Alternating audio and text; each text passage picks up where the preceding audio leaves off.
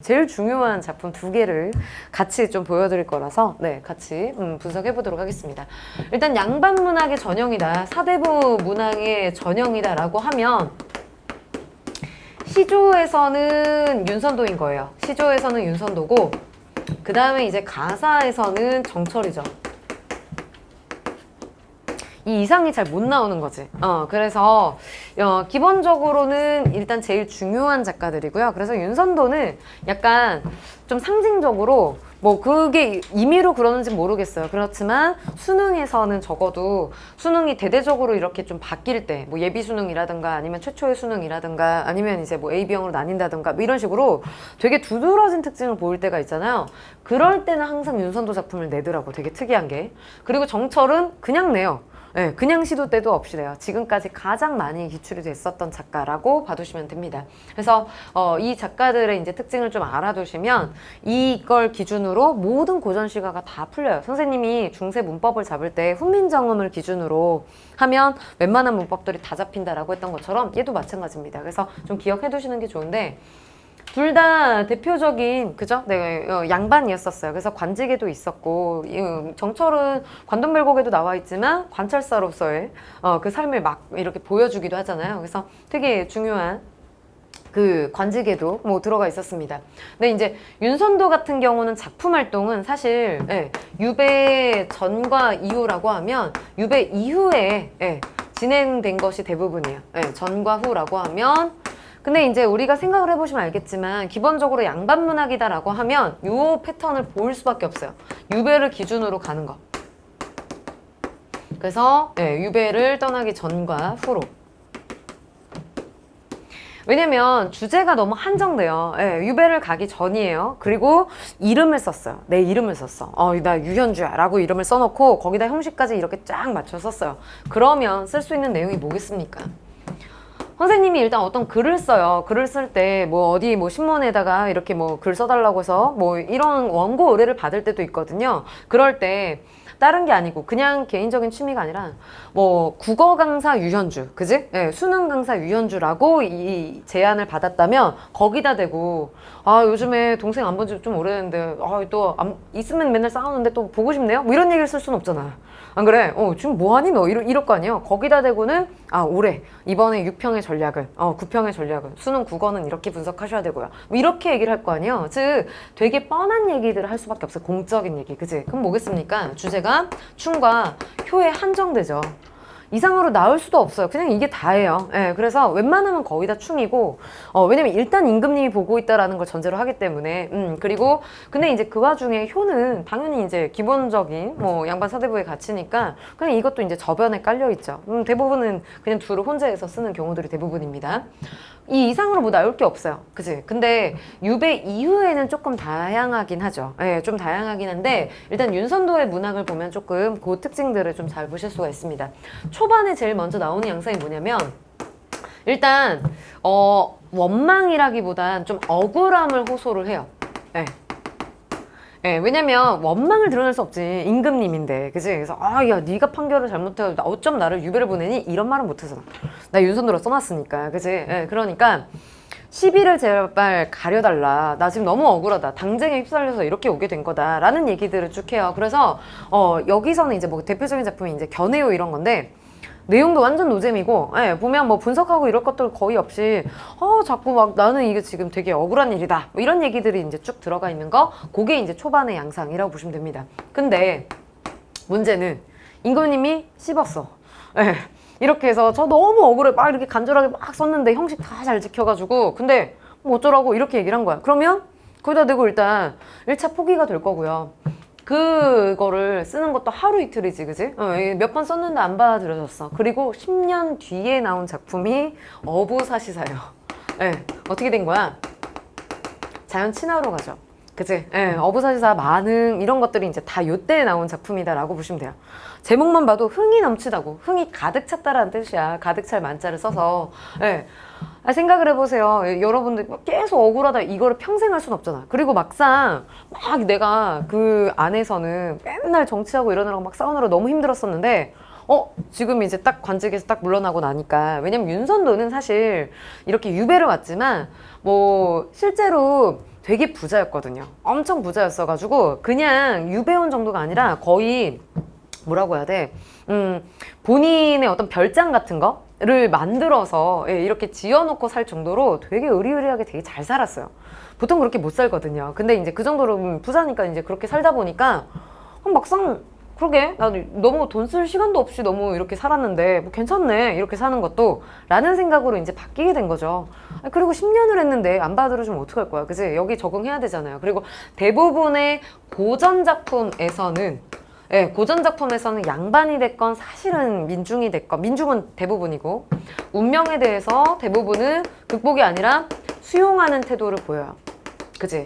그래서 수용론적인, 운명론적인, 숙명론적인 태도를 보이잖아요. 그래서 그러다 보니까 여기도 마찬가지로 아유, 사람이니까 괜찮다 라고 이런 태도. 그래서 여기서는 이제 꼭 그러면 이제 백구 부르지, 그지? 갈매기 일로 와, 나랑 놀자, 이렇게 해서 자연 친화적인 태도들을 드러냅니다. 그러다가 이제 여기서 더 많이 가게 되면 탈속의 경지로 가요. 탈속은 대부분 이제 신선 얘기가 이제 좀 나올 때가 있고요. 신선 얘기 나오고 그러면서 이제 세속. 그리고 여기서도 사실 마찬가지긴 한데 여기에서부터 자연 친화로 가면서부터는 나 여기 너무 좋아만 하면 좋지만 그렇게 안 하고 꼭 참 그래 사람들이 왜 그럴까? 자기 자랑할 땐 자기 자랑만 하면 되잖아. 근데 꼭 나 너에 비해서 참 좋다? 이 얘기를 꼭 비교를 해. 그지? 너네 세속은 참 더럽잖아. 여긴 참 좋아.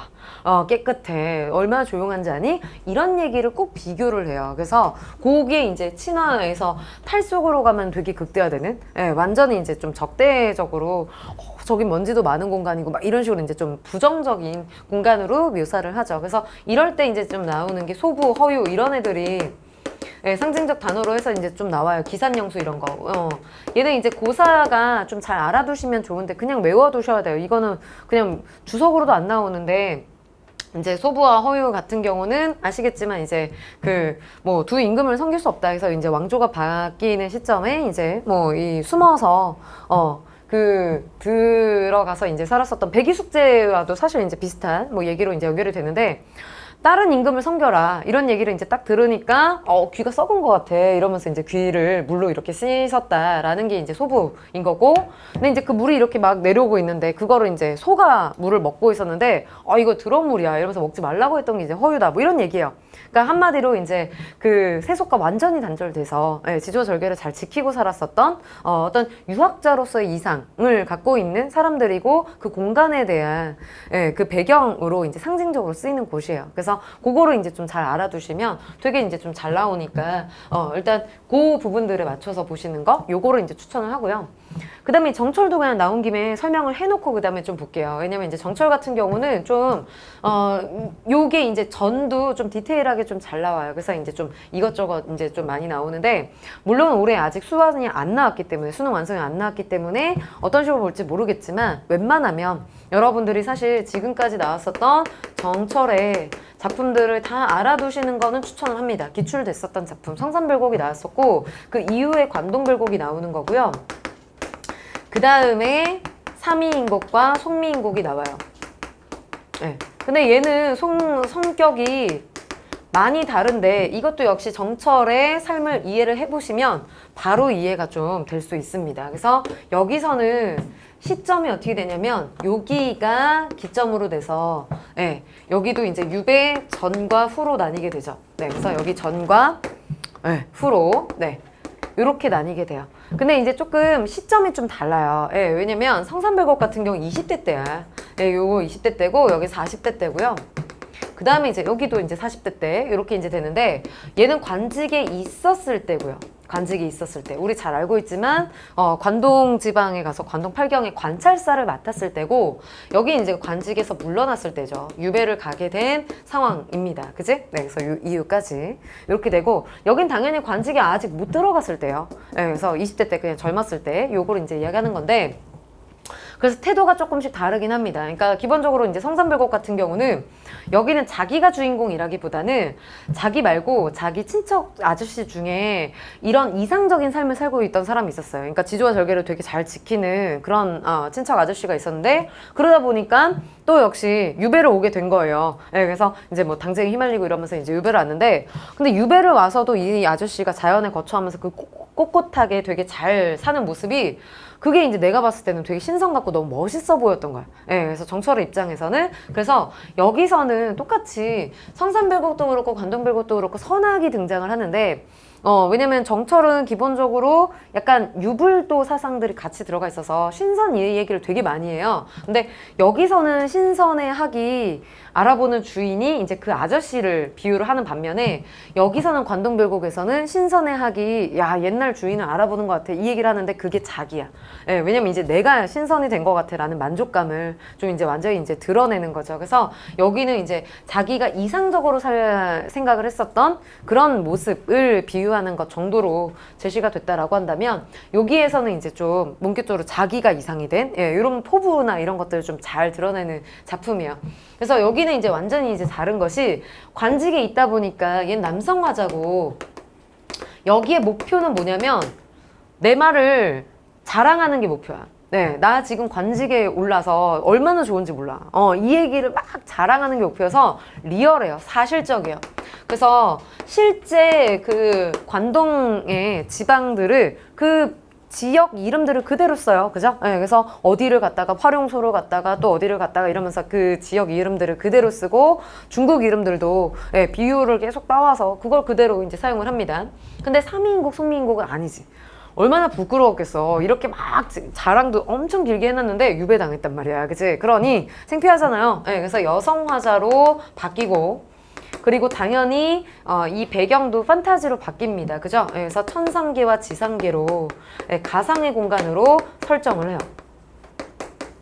예, 네, 요렇게 이제 되죠. 그래서 완전히 이제 좀 내용들이 좀 달라지게 돼요. 네, 그래서 여기 같은 경우는 관동별곡 같은 경우는 내용이 되게 긴데 좀 요약하자면, 뭐 이거는 나중에 뭐 자세히 알고 싶은 친구들이 선생님 유튜브에도, 왜냐면 작년에 EBS에 수록이 됐어서 그거를 한번 쫙 해가지고 전체 설명을 했던 적이 있었는데, 그거 그래서 유튜브에 설명해 놓은 거 있으니까 그거 보셔도 됩니다. 근데 그 관동별곡 같은 게 요약을 하자면 산과 바다에서 하는 그 고민들에 대한 얘기들이에요. 그러니까 이런 거죠. 예를 들어서 이제 선생님이 이 오르비 학원에서 이제 제안을 한 거야. 내년에는 저희가 한번 하와이나 이런 쪽으로 좀 확장을 해볼 생각이다. 그래서 혹시 가실 생각 있냐? 하와이에서 국어를 가르칠 생각 있냐? 뭐 이렇게 얘기를 해서 그저 가고 싶다 이렇게 얘기를 한 거죠. 그래서 1년 계약을 딱 한 거지. 그렇게 해서 이제 갔다고 쳐. 근데 이제 너무 좋았던 거죠. 난 퇴근하고 나면 맨날 서핑하고 막 바다에 들어 누워 있다가 그러다 이제 또 수업 가고, 뭐 그렇게 할 수 있었다고 칩시다. 네, 보통은 뭐 수업 준비하느라 쩔어서 뭐 밖에 못 나가고 했겠지만, 뭐 여기서라도 다르게 살아보자 하고 뭐 그렇게 살았다고 쳐요. 그렇게 하고 문제는 10월쯤 된 거야. 이걸 1년 계약을 했으니까 이제 수능 때까지입니다. 이렇게 한 거예요. 그러면 10월 때부터 이제 사실 마음이, 나 여기를 떠나야 되나 이러면서 이제 좀 마음이 좀 그렇겠죠. 그래서 한국에 미세먼지 많을 텐데 이거 가야 되나 이러면서 이제 막 고민에 쌓이게 될 거 아니야. 그 고민이 이제 산에서 하는 고민이에요. 공적인 거. 그래서 자기가 되게 정치를 잘한다라는 것을 막 강조는 해요. 내가 하와이에서도 1등급을 얼마나 많이 만들어준 줄 알아? 국어 1등급을? 뭐 이러면서 막 지자랑을 해. 그래서 여기 백성들이 아주 편하게 되게 잘 지내고, 제가 막 백성만 보면은 아주 이 선정을 베풀어야 되겠다 이 생각만 하고 있어요. 이런 얘기를 쭉 하는데, 그러다가 그래도 나는 개인적인 욕망이 있는데 라고 하면서, 그 개인적인 욕망이 다른 건 아니고 신선이 되고 싶다. 나 여기서 그냥 놀고 먹고 싶다 이런 거죠. 하와이에서 나 그냥 그지대도 되니까 맨날 여기 그냥 원주민이 되고 싶어 뭐 약간 이런 식으로 그런 열망을 드러내고 있다고 칩시다. 그러면 그 얘기가 이제 그대로 나오는 거예요. 산에서는 이제 그 고민들을 하다가 이제 바다로 가면서는 그런 내적 갈등, 인간의 어떤 뭐 본연의 고민들을 이제 꺼내놓는 그런 얘기들이고, 근데 이제 해소가 좀 뜬금없이 되죠. 꿈에서 신선이 나타나가지고. 정철은 사실 모든 작품에 술이 많이 들어가긴 해요. 실제로도 술을 많이 먹으면서 이제 사고를 많이 쳤다고 뭐 이런 얘기들이 있을 정도로. 근데 신선이 등장해서 술 따라주면서, 야, 너 사실은 너 원래 신선이야. 이 얘기를 하고, 예, 그러면서 이제, 근데 왜 글자를 잘못 읽어가지고 이렇게, 내려와가지고 개고생하고 있냐? 뭐 이런 얘기를 하니까, 그래? 이러면서, 그러면 알았어. 오케이. 그러면 이제 좀 정치 좀 하고 나중에 갈게. 이러면서 이제 잘 마무리가 됐는데, 그래 놓고 이제 멋쩍게, 뭐 임금님이 이제, 그지?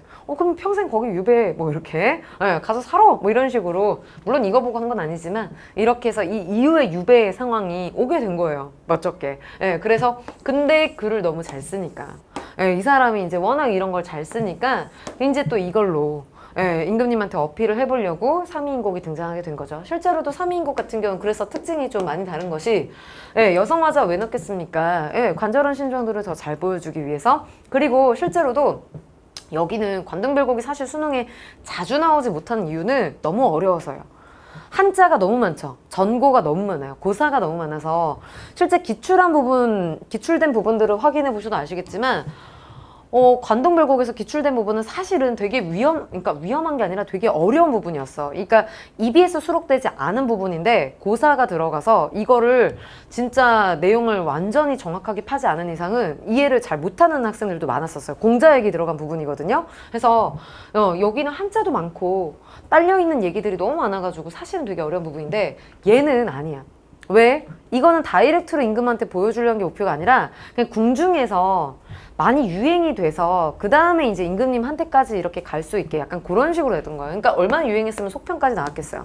네, 그러니까 기본적으로 여기는 거의 우리말이에요. 한자어가 거의 없어. 한자어 있어도 그냥 지명 정도, 고유명사 정도, 네, 이런 거여서 얘가 사실은 작품성이 훨씬 높아서 시험에 출제되는 거 횟수도 이게 훨씬 더 많긴 해요. 3인국, 소미인국이.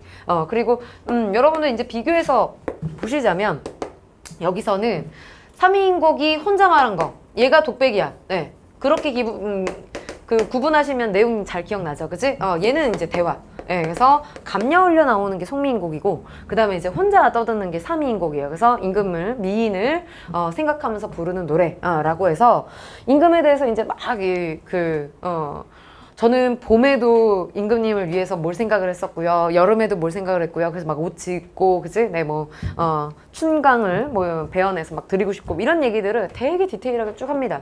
근데 적어도 3인곡은 여러분들이 전문을 무조건 알아두셔야 된다고 생각을 해요. 예, 요거는 수능에 나오면 쉬운 거지만 수능 아니라 6월, 9월 수능에 모두 항상 출제 영순위로 좀 다뤄줄 수 있는 거라서 언제든지 잘 봐두셔야 되는 작품이라고는 생각을 합니다. 그래서 요거는 보셨으면 좋겠고 기본적으로 전체 특징들을 좀 잡아드렸어요. 그러면 해석은 사실 너무 쉬워요. 그지? 이 중에 이 상황에서 쓴 거야. 라는 것들을 좀 아시면, 바로 해석은 될 거라서, 그것만 바로, 정리해 보도록 하겠습니다.